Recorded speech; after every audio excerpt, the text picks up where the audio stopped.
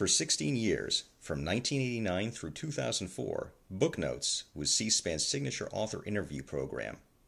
Focusing exclusively on contemporary nonfiction, the Booknotes series created an unparalleled television forum for writers of history, biography, politics, and public and cultural affairs. The Booknotes format was simple: one author, one book, 1 hour. For a full hour every Sunday night, 52 weeks a year, nonfiction writers were asked to discuss their most recent work. Beyond the book's subject matter, authors were also queried about their research, their writing process, and their own lives and influences. The result is a body of televised interviews that serve as a lasting scholarly resource for authors, researchers, students, readers, and educators. George Mason University Libraries is now adding to this trove of information by re-interviewing selected authors about their experiences as part of the Booknotes series. Good morning. Today is Thursday, June 26th, 2014, and we are interviewing Professor Leon Dash, who appeared on Booknotes on November 10th, 1996, to discuss his book, Rosa Lee, A Mother and Her Family in Urban America. So, Professor Dash, how did your book come to be on Booknotes? I don't know. I know that either Brian Lamb or someone on his staff called me and made the arrangements. Mm-hmm. Your book had come out. The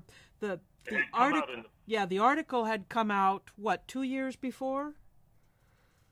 September of 1994. Correct. Yeah. And then the book came out in the fall of 1996. I'm curious about your technique. Did you make audio recordings of your interviews with Rosa Lee and her family? Yes, microcassette tape recordings. All right. You must have used an awful lot of cassettes in the 4 years. More than I can count, yes. Oh, dear. So how did you prepare for your appearance on Booknotes? Yeah, there was no preparation. They invited me. We set the date and time and place, and I came. I had been interviewed by Brian for a book I had done in 1986, I think it came out. No, the book came out in 1989 called When Children Want Children.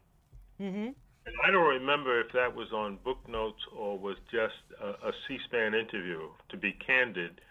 But when that book came out, Brian had interviewed me, and then I was invited back for the interview when the book Rosa Lee came out.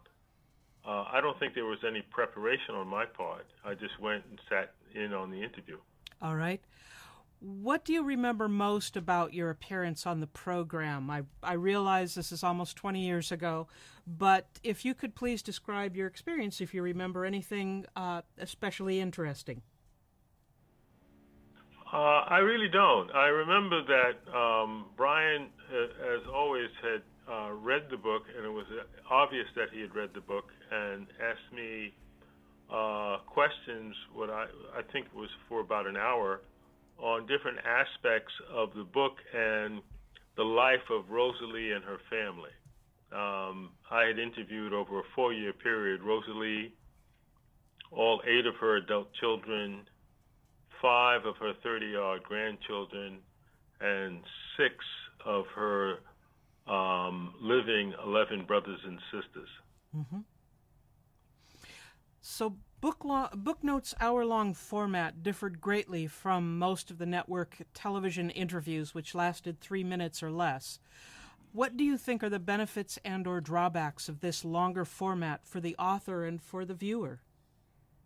To get a real sense of the book, if you go into great detail, I would imagine really helps the viewer understand the content of the book, the thrust of the book.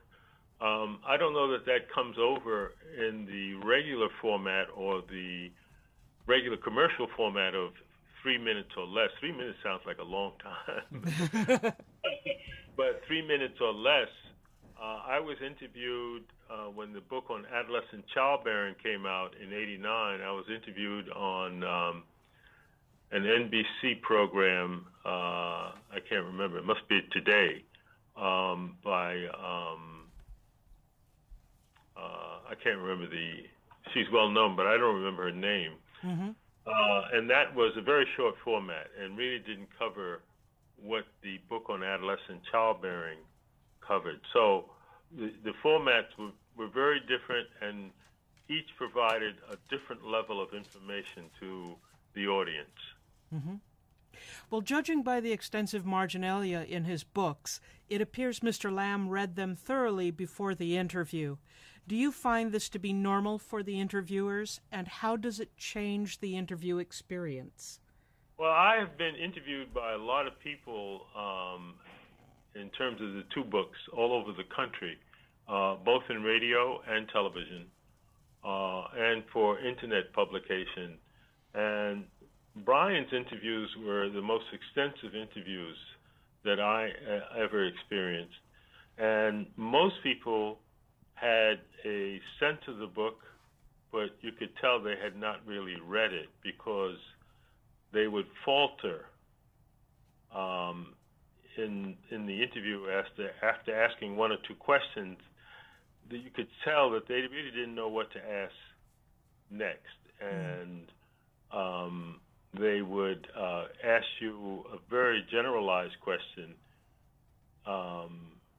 and from that point on, I would take over the interview by supplying them with information that helped them ask follow-up questions. But you could tell that they hadn't read the book, and that was often the case, particularly in doing a book tour, 2 book tours around the U.S. So some people were prepared, and some people were totally unprepared.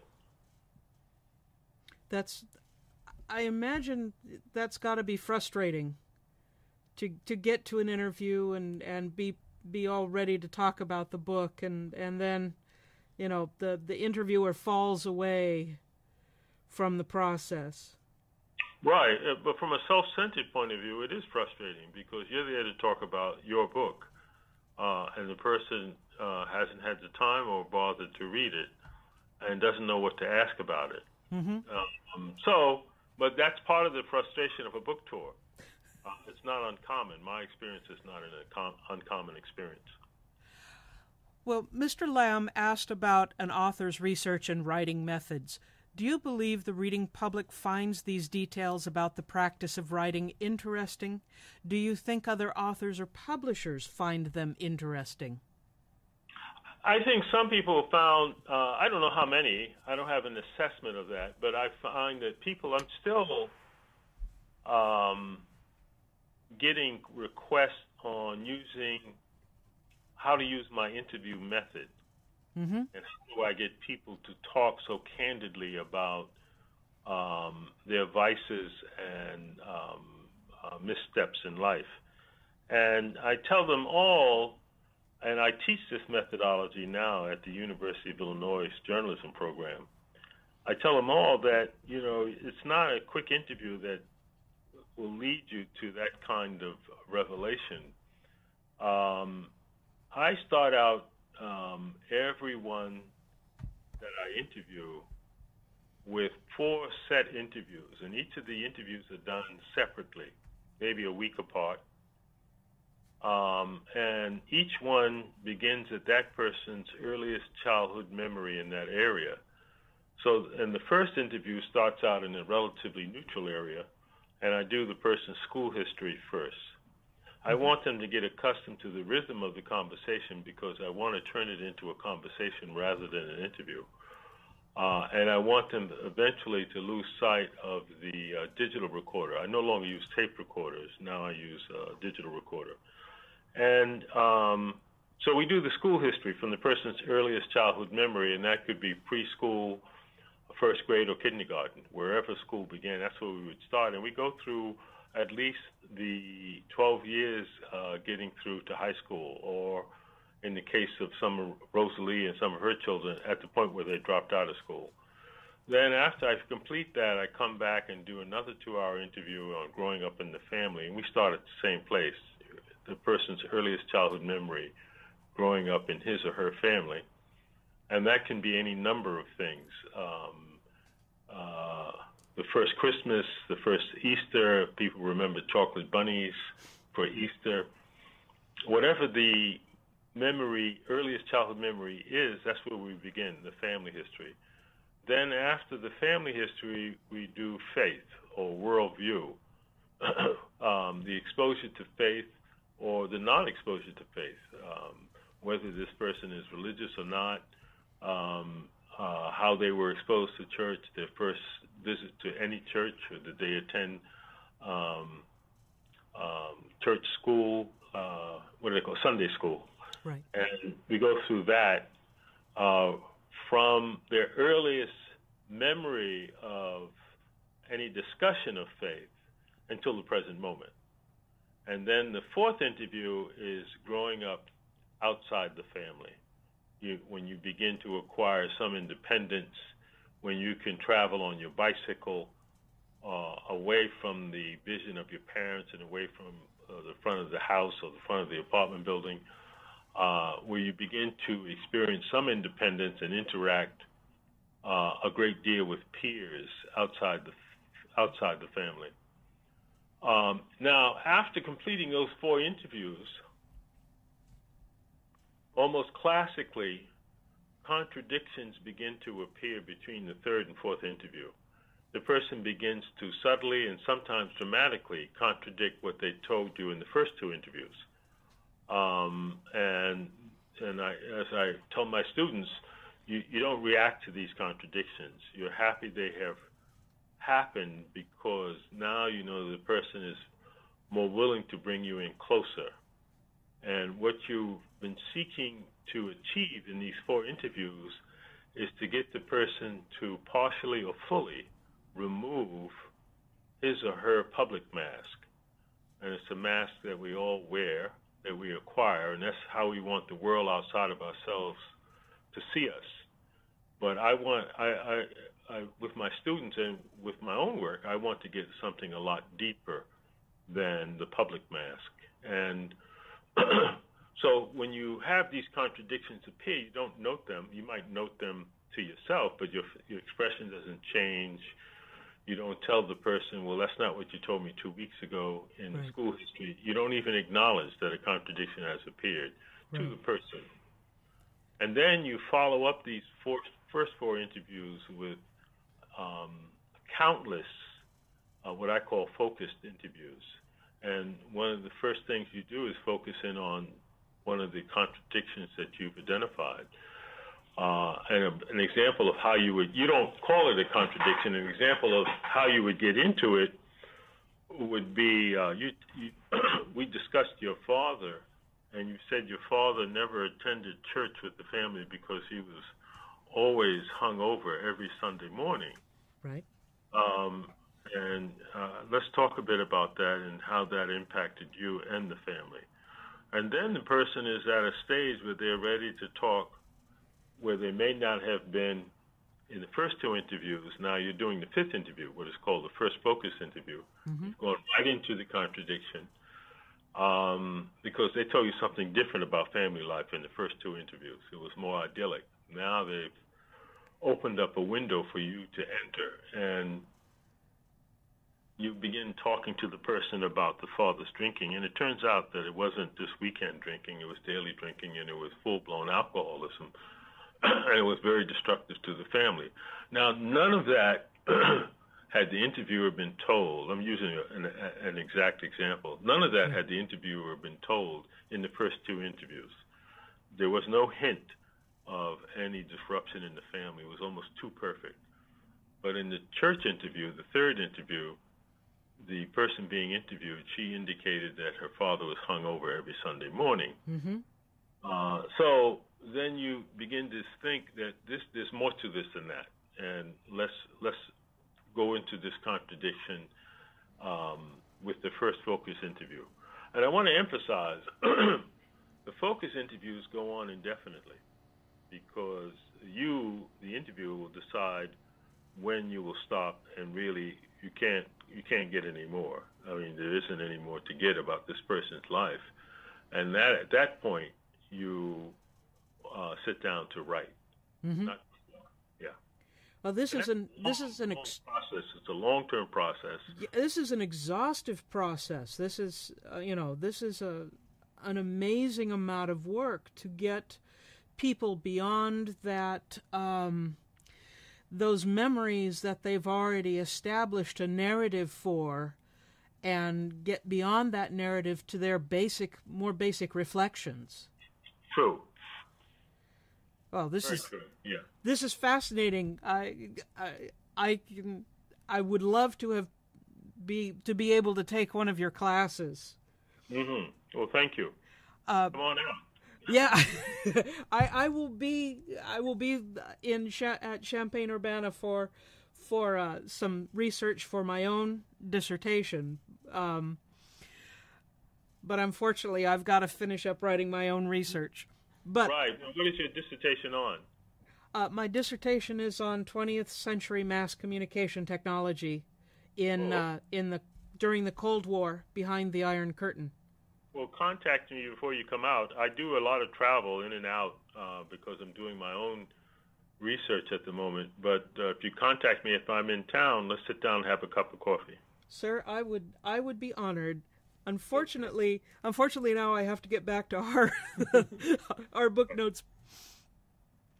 I would like to ask that Mr. Lamb frequently asked his guests biographical questions. Did that surprise you, and is this generally different from most author interviews you have experienced?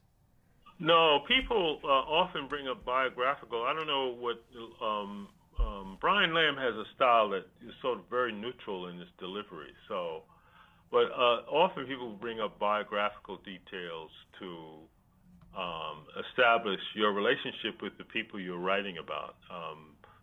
Are you knowledgeable about this area or unknowledgeable? Was this just a vicarious exploration of another lifestyle, that kind of thing?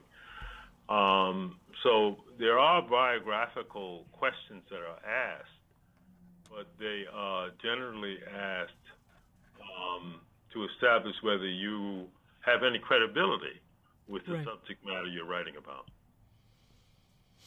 Right. Were you surprised by any of Mr. Lamb's questions? I was surprised by the delivery. The delivery left me somehow uncomfortable, and I remember that very clearly. I felt that he was taking a harder line view of Rosa Lee and her choices than I would have taken. I felt it was less neutral than the interview he did with me on the adolescent childbearing book, where we explored more of the context of the world these poor adolescents were growing up in than I believe we did in the interview about Rosa Lee. Mm-hmm. And one of the things that I felt very uncomfortable with at the end of the interview, after the interview had been completed, it was filmed by a black male technician, and Brian made some comment to him about the whole subject matter of Rosa Lee.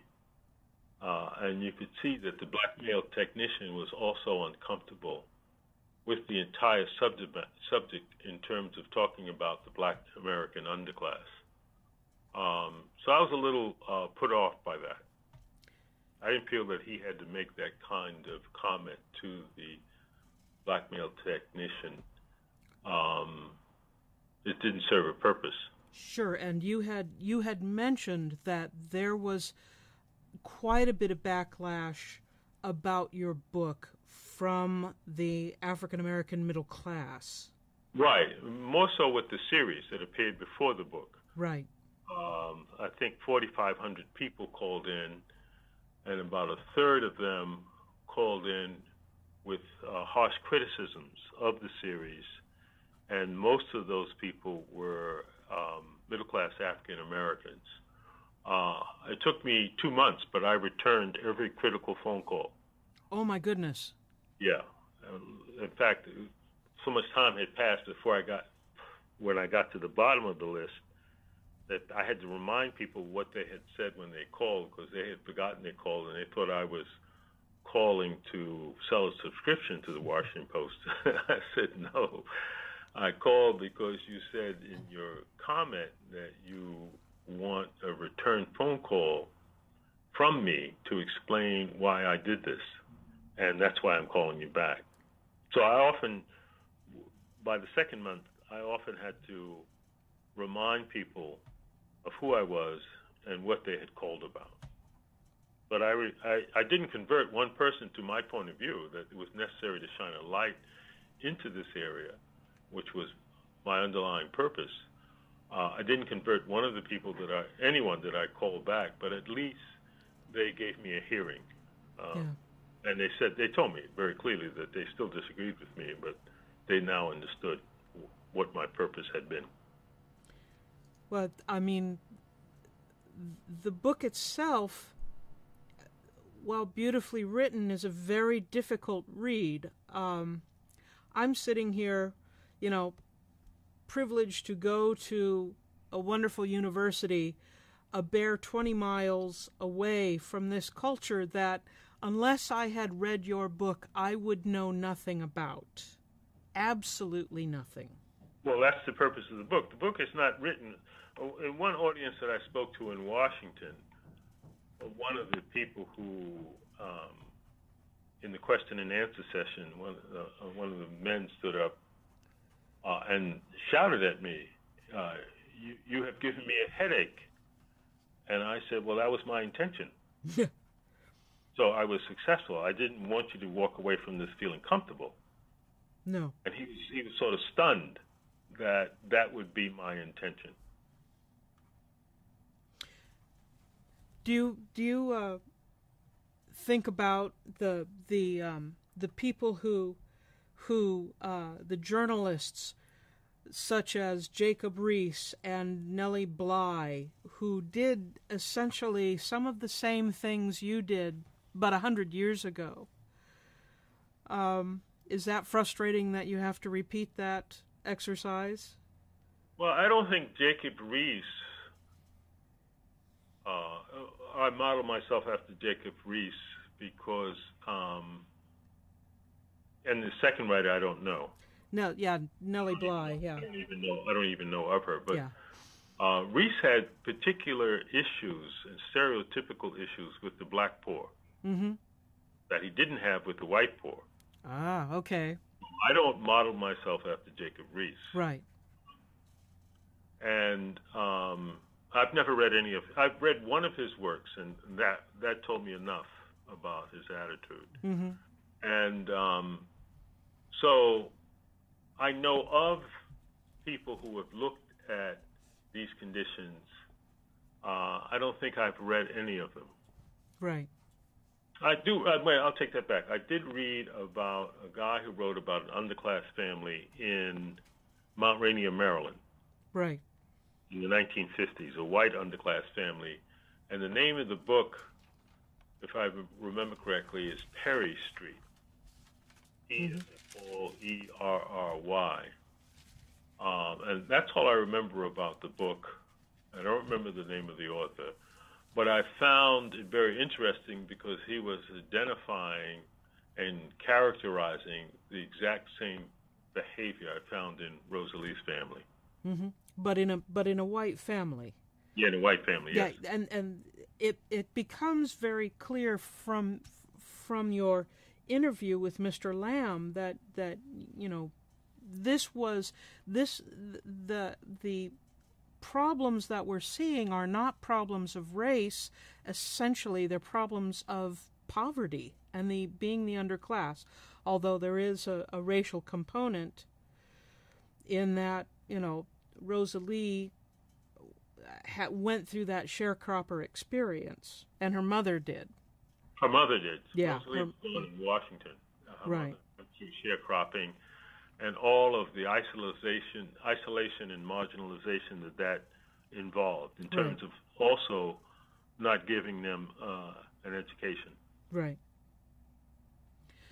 Well, okay, back to Booknotes. Did you watch Booknotes before or after your own interview? And yes, both before and after. Okay, and did your experience on the show change your impression of it? No, not really. In general, I thought the interviews with everyone else that I watched went very well. Mm-hmm. Mm-hmm. No, my opinion didn't change. All right. I felt that my subject matter was a hard subject matter. Yes. And I didn't feel with Brian there was enough context of what the book was the purpose of the book was to bring to an audience that might be interested in it. Mm-hmm. Well, you also, I mean, you're not just sensationalizing. You were not just sensationalizing this. Your book holds a lot of discussion of the data from the Urban League, and some of that, I believe so.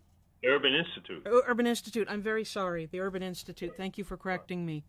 And that you were not just trying to sensationalize this woman's life, that you were looking at it as a more societal problem, if I may. Exactly, and I was using the Urban League's definition of what constituted an underclass family when I began looking for the families that I wanted to follow. Right. And they have a 5-point definition that I think it's important. This has changed since the Clinton administration.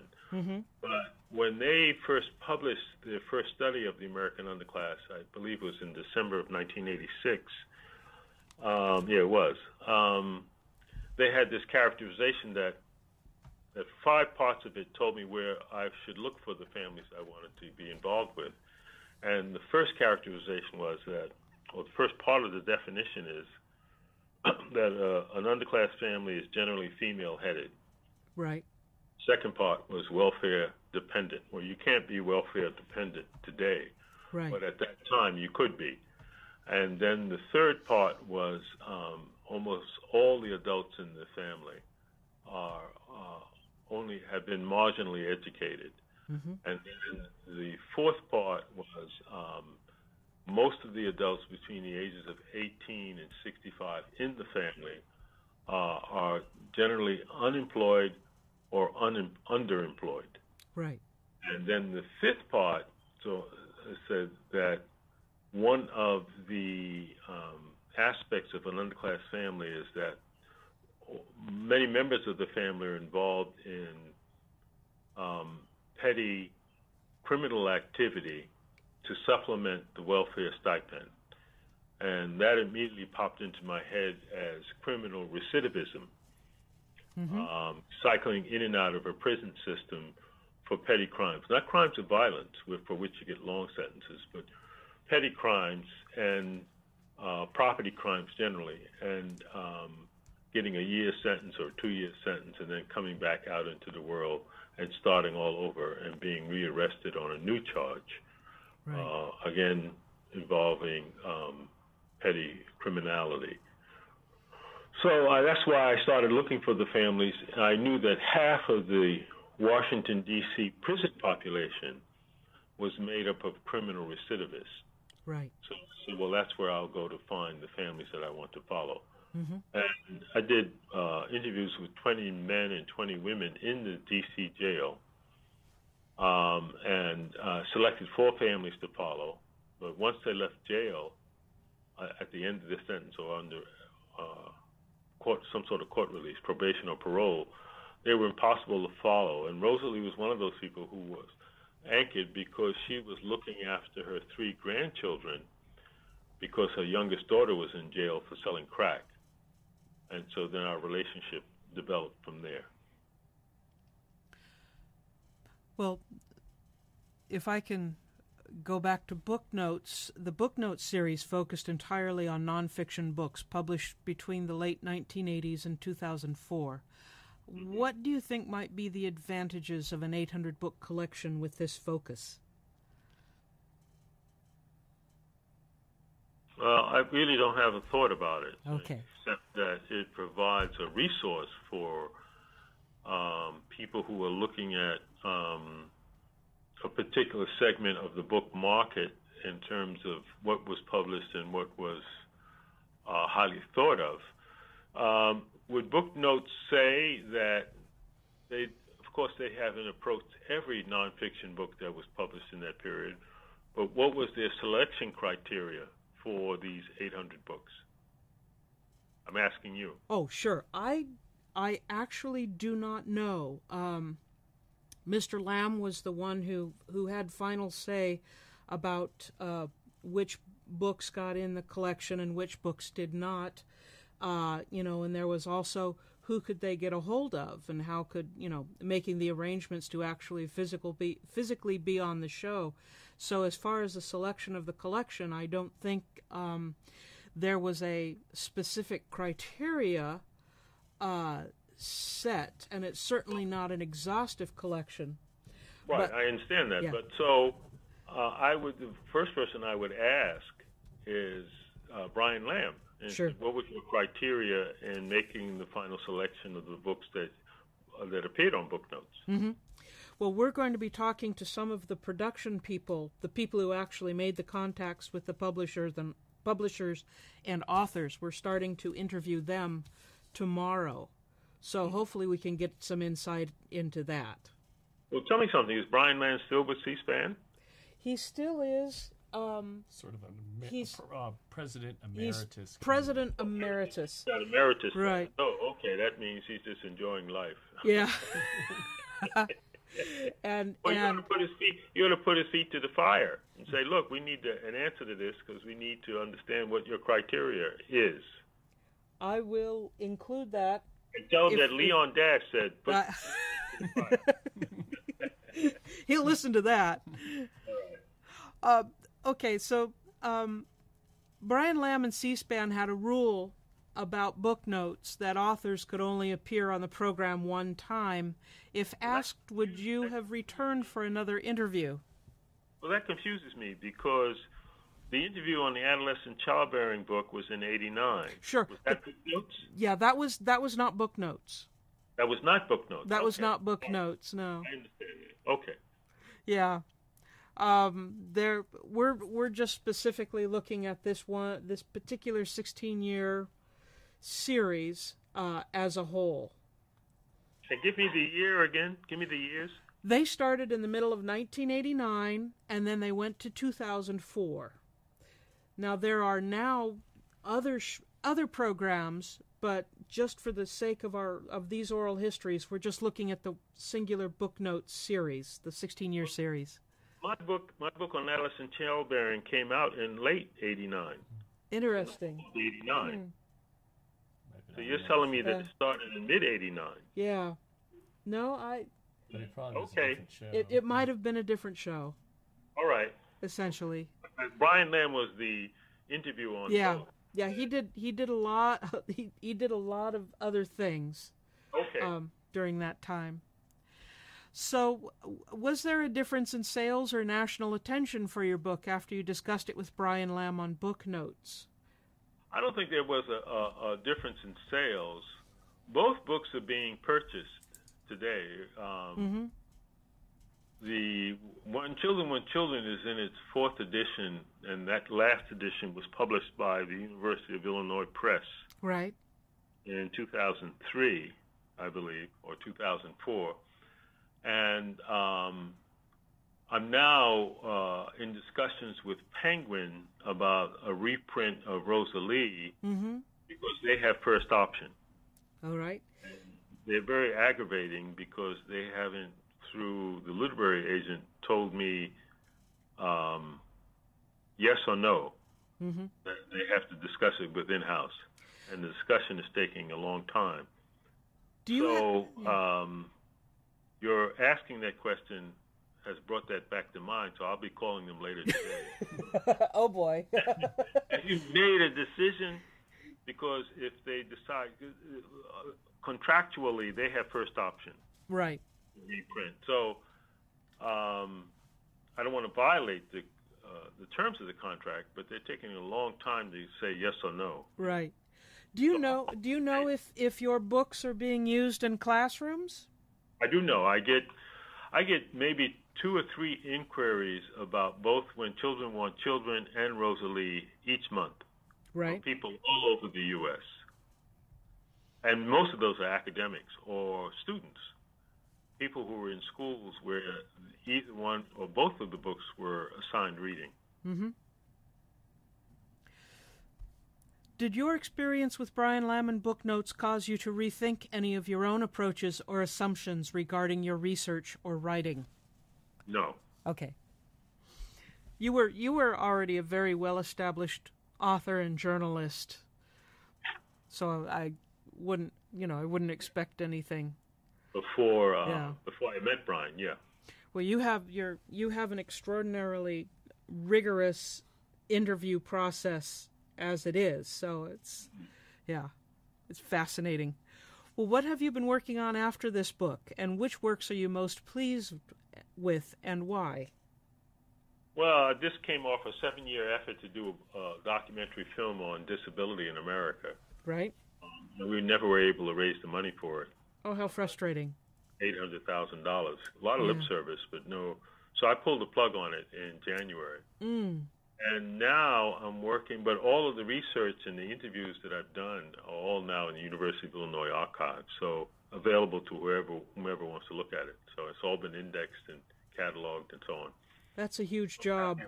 I'm happy about that. Okay. But now I'm working on a book on defining ethnic moments in American life, interviewing Native Americans, Black Americans, White Americans, and Asian Americans, and Hispanic Americans. Now, by ethnic moments, what do you mean by that? What experience have you had in your life that gave you a clear understanding of where you stood in the American society? That's interesting.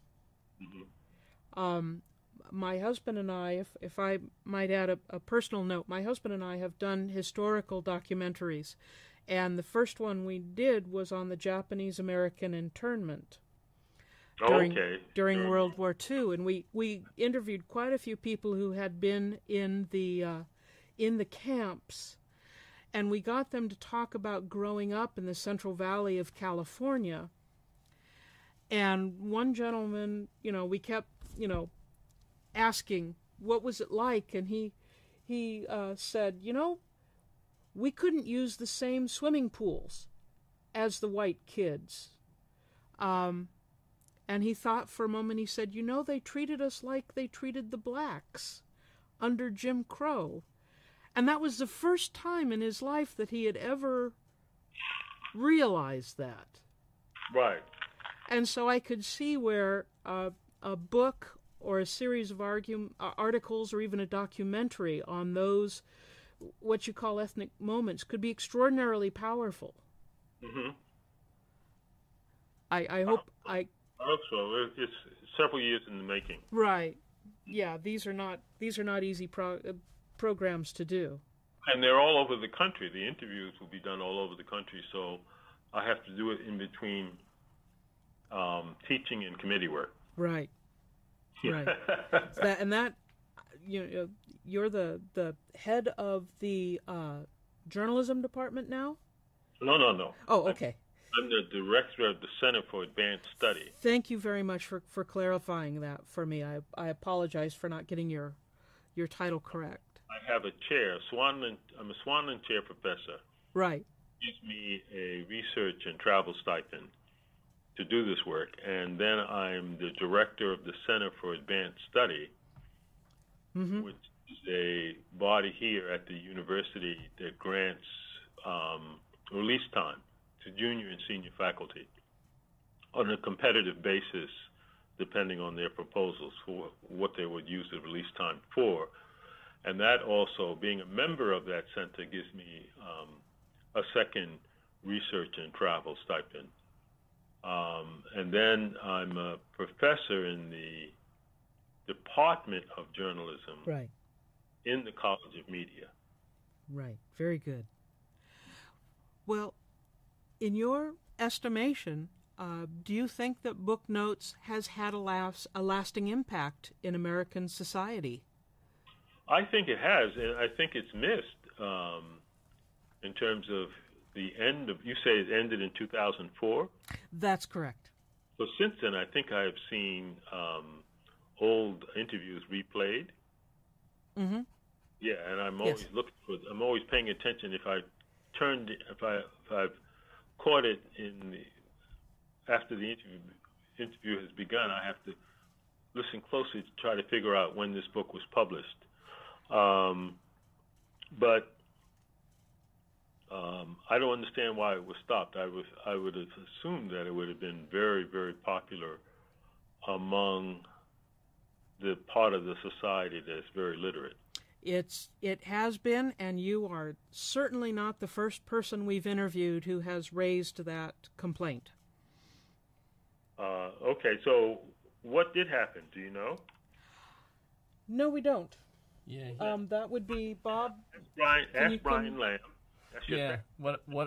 What I know from this, Professor Dash, is that I think after so many years, I think Brian just needed a break from it or something like that. I think he also got married right about that time. So it could have been just him reading so many books per week. It probably just became a bit of a drag or what have you. Well, it became too much. So Yeah. then why just keep it to himself? Other people in the society who were literate Sure. and have opinions and reactions to books. Sure. Why does he have to be the only interviewer? That's a good question. I think that's a very good question. You're giving us lots of ammunition for when we interview This is the second question you need to put to Brian, Yes, sir.